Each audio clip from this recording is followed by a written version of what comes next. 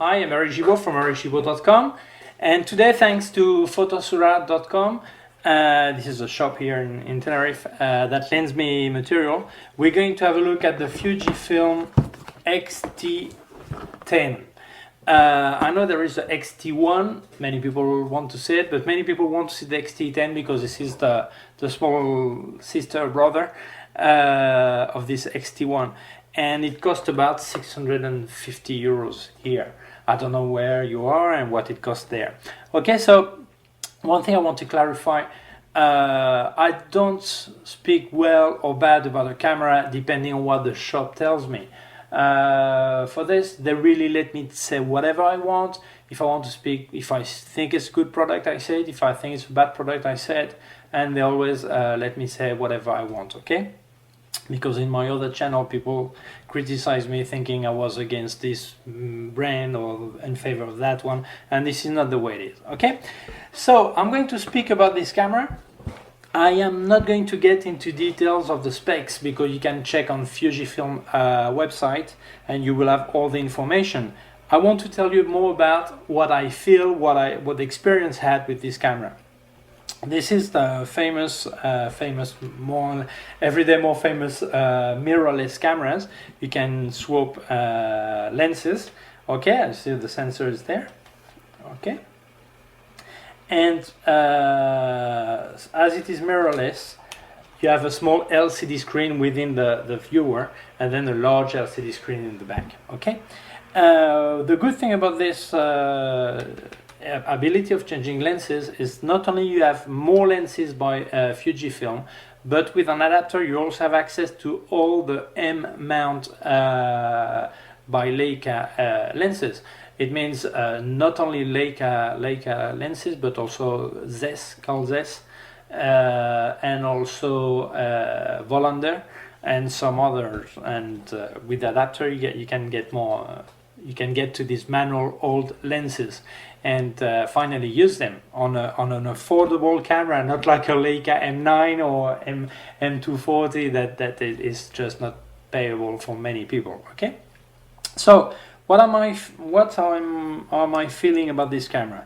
Honestly, nowadays every camera are good when you use them in the average day.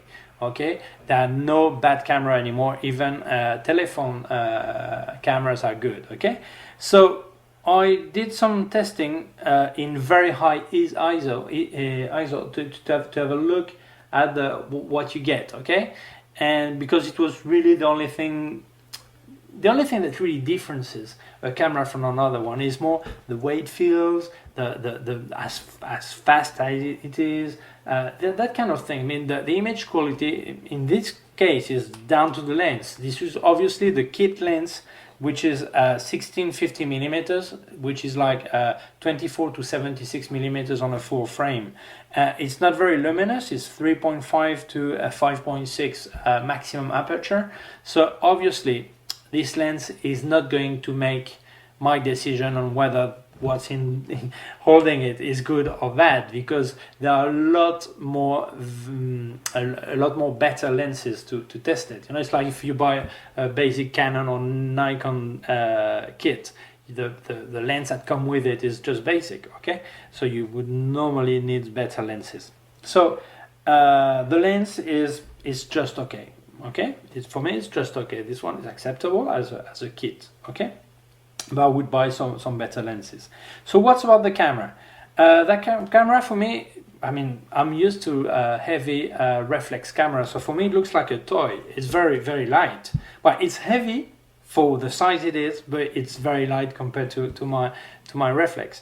So is it good? Well, it's not good if you like to have weight to like balance better. But if you feel your shoulder is tired of carrying so much weight, then it's great because you just move it the way you want.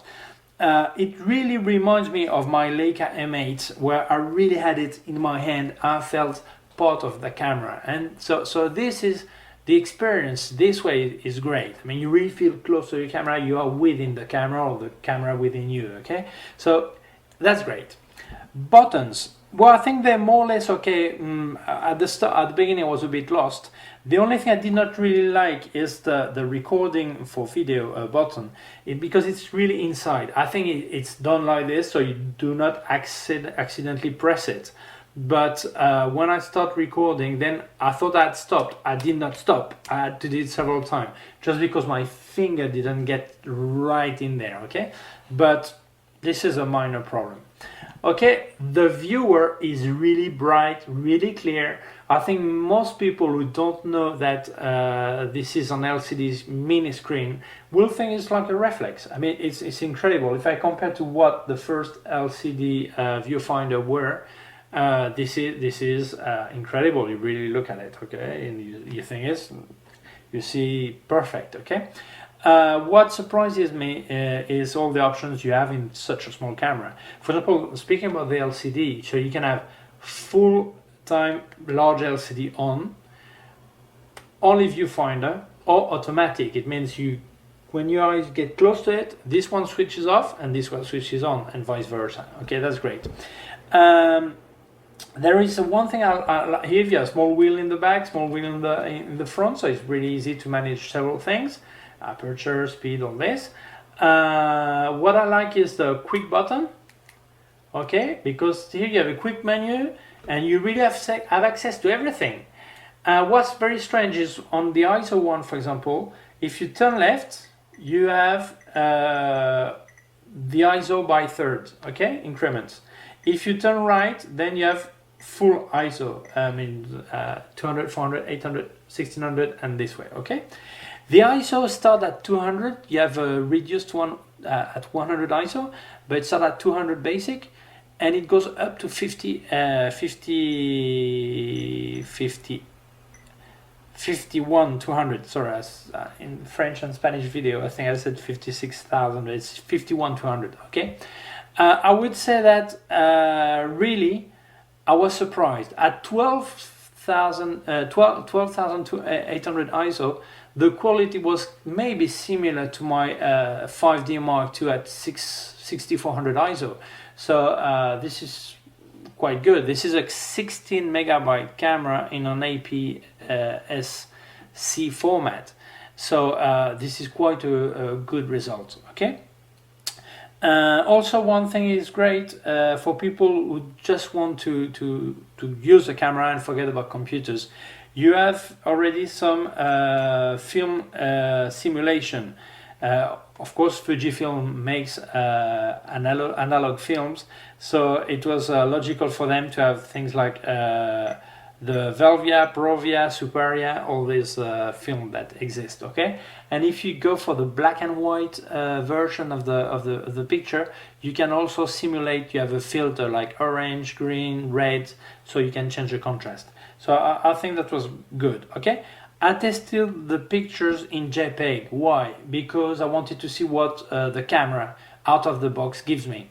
I think people who work in RAW, like I normally do for my work, will get more information and more testing, and will download some RAW version of pictures from somewhere else, okay, to decide. But I think that the quality was quite impressive. Okay, the screen, you can orient it this way or that way, but not sideways. Okay, I don't like this. I think it would be oh no nothing or move all the ways. I know Olympus does the same, so I'm not sure if maybe they think that if you can move all the way, sooner or later some cable will disconnect and you will have to send a technician. Okay, but well, that's better this than nothing, but especially if you want to make a picture like this from the floor level. Okay, and what else? I think the buttons are quite well located. Here you have a small flash. Take care if you use the flash, take off the shade, because otherwise you will see a shadow on the picture. Okay, at least with this lens. If you have a shorter lens, maybe not, but with this lens I did have this. Well, by the way, I think it's important to notice that Fujifilm sells you the lens, sells you the camera with the hood. Okay, when Canon or Nikon with the basic kit. They don't give you any shade like this, a shade hood. Okay. What else? Well, would I recommend this camera? I think yes.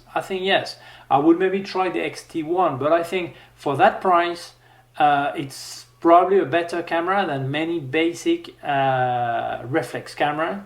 It's lighter. If you want to travel, it's fine. Maybe if you want a really long lens, the weight will be bad compensated. So maybe it will go like this, okay, because the body is quite small. But I think it's getting used to it. I think it's a nice camera. Well, so I would say a positive impression for this camera. Don't forget to subscribe to my YouTube channel, youtube.com/ericgibault. My website, ericgibault.com. If you have any questions, send me an email to info@ericgibault.com. My Facebook is facebook.com/ericgibaultphoto. My Instagram is egibault. My Twitter is ericgibault. My Google Plus is +ericgibault. And thank you again to Photosura for lending me the camera. And I hope to see you soon with some more information on some more camera.